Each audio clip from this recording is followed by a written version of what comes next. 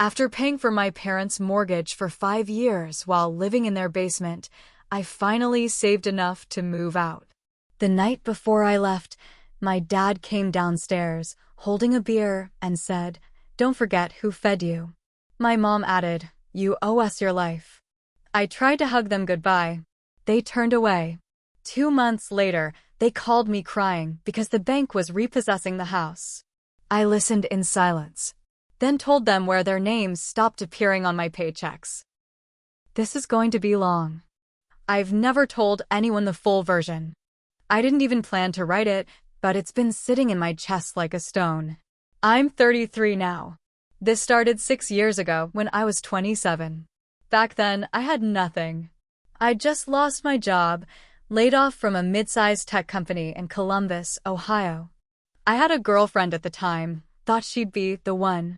When I got laid off, she lasted about a month. She said I was too comfortable being stuck. She was right to leave. I wasn't doing great, so I went back home.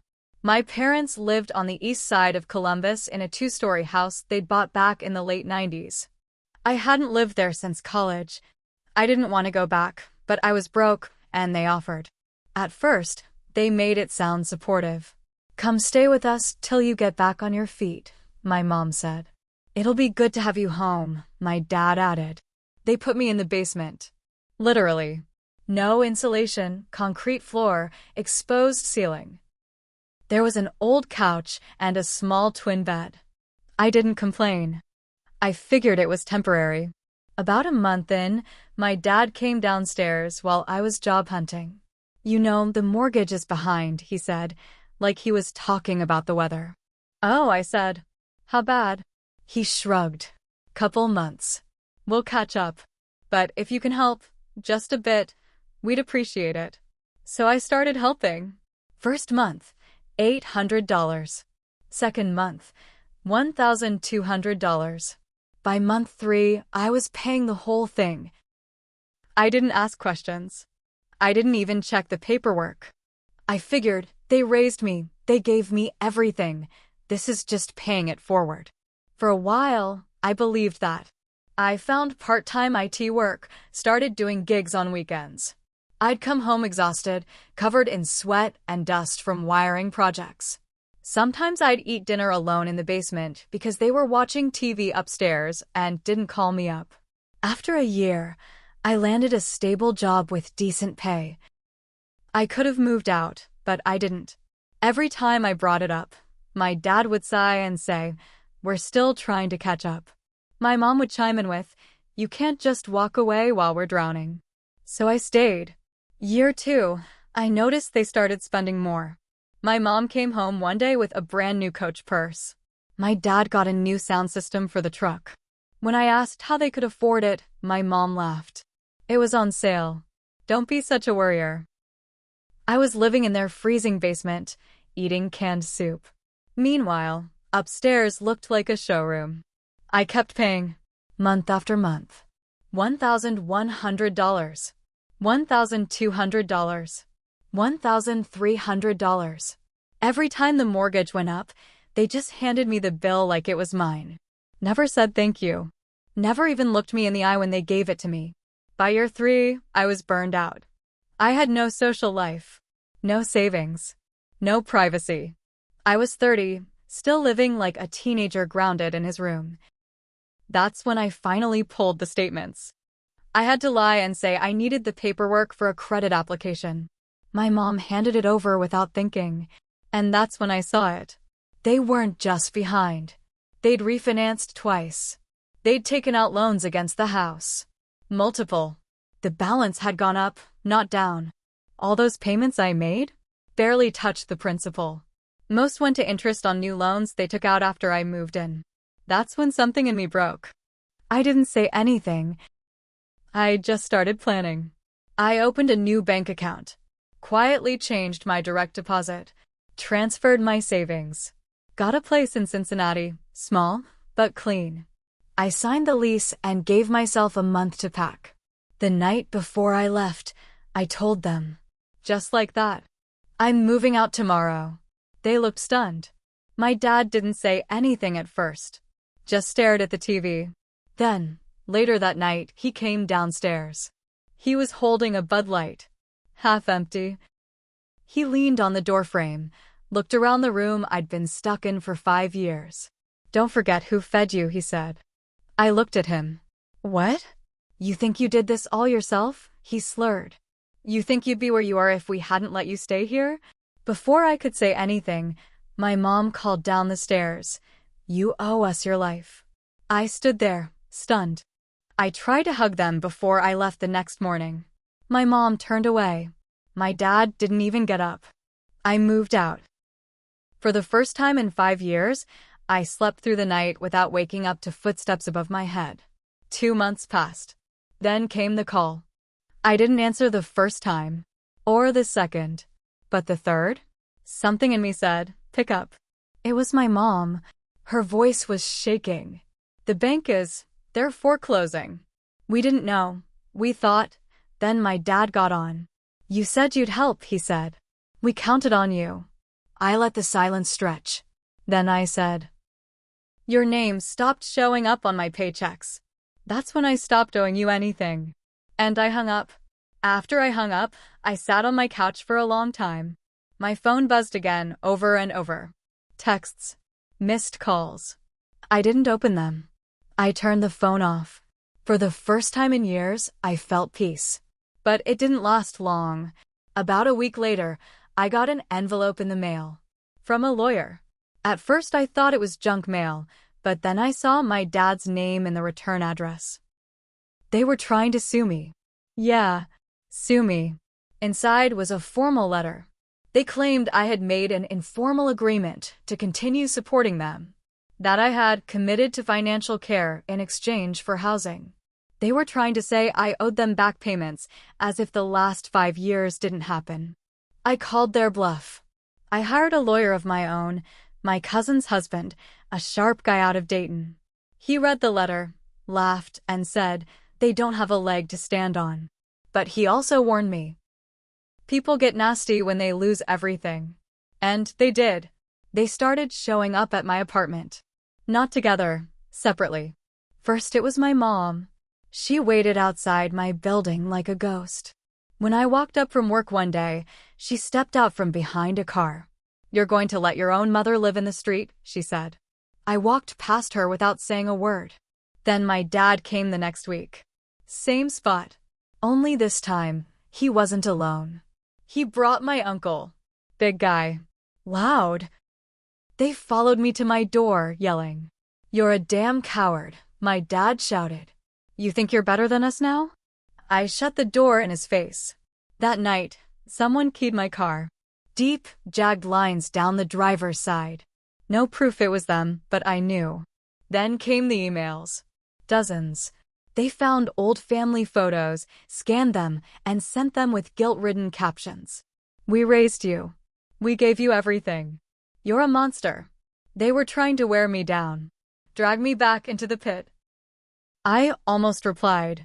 I typed a dozen different responses, but I deleted them all.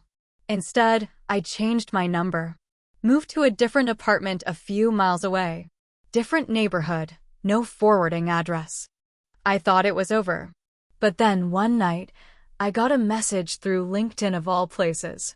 It was from my cousin, my mom's niece.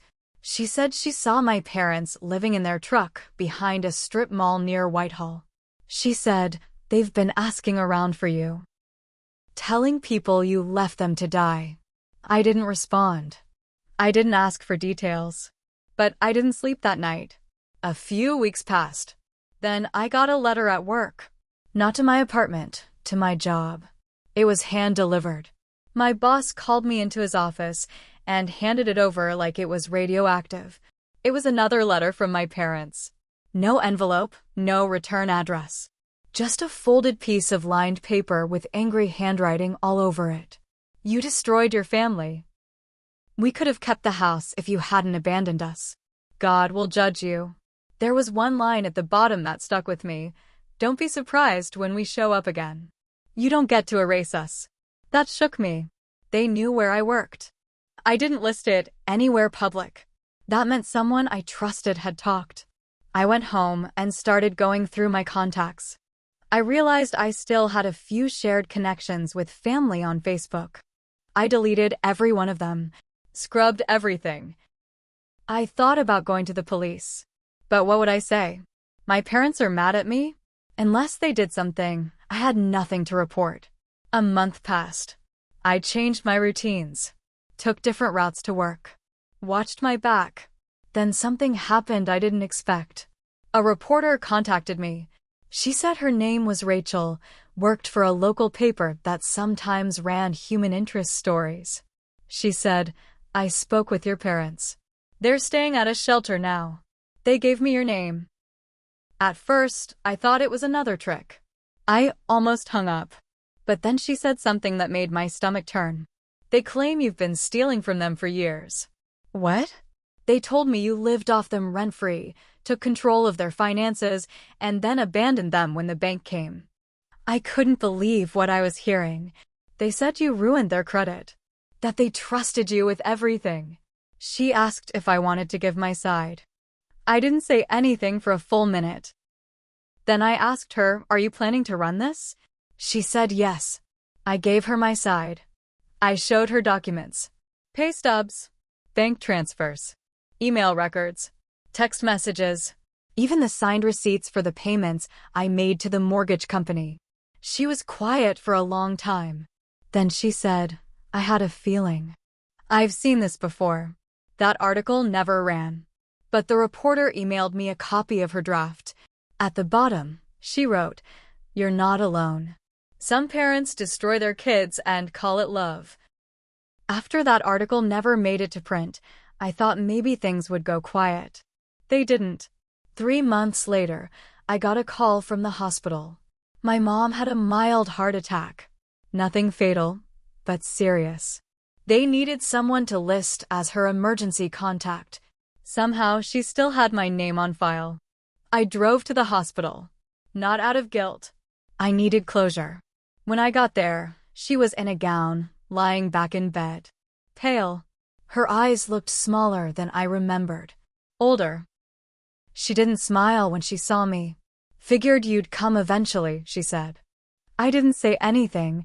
I sat in the chair and waited. She told me my dad was still sleeping in the truck outside. He wouldn't come in. Said he didn't want to see a doctor who'd probably side with his son anyway. Then she said, with no shame, "We thought you'd be weaker than this." That's when I finally spoke. I was. I stood up, walked to the door. She looked tired, but not sorry.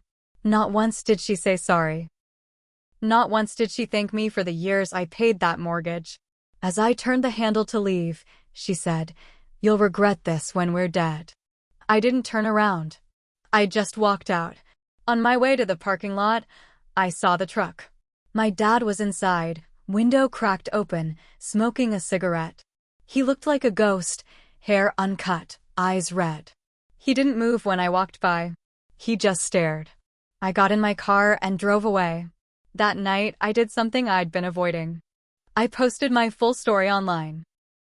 I shared the documents, the texts, the photos of the basement I lived in for 5 years. I didn't use their names, but I made it clear who they were. It went viral. People reached out. Dozens, then hundreds. Some shared their own stories. Others offered support. A few even recognized my parents from the neighborhood. Then came the best part. A former neighbor, a guy I barely knew, sent me a private message. He said, "Your dad used to brag about how he tricked you into paying the mortgage. Thought it was funny. Told us you were too soft to ever leave." That message hit me like a train. For 5 years, I thought I was being the good son. Turns out, I was just the easy mark. That's when I made peace with the final move. I filed a claim in small claims court. Not to win money, but to prove something. I gathered everything. Every bank statement. Every utility bill I paid that wasn't mine. Every message. Every word they wrote trying to guilt me. The judge ruled in my favor. They owed me $52,000. They didn't have it. They never would. But now, there's a judgment on record. A permanent mark. They tried to file for bankruptcy. Couldn't. The debts they owe me are legally separate from the ones tied to the house. It follows them now. Every job application. Every loan request. They tried to destroy my credit. Now their names are tied to failure legally and financially. My mistake? Thinking I owed them everything just because they brought me into the world. Their mistake? Forgetting that love isn't something you can squeeze out of your kid like a bank account.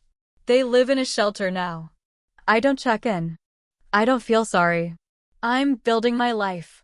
Alone. With people I chose. And every month, I get a reminder in the mail from the court. A balance sheet. Their unpaid debt. It reminds me, sometimes the only way to break free is to stop being the one who always forgives. Because forgiveness, without change, that's just more debt. And I've paid enough.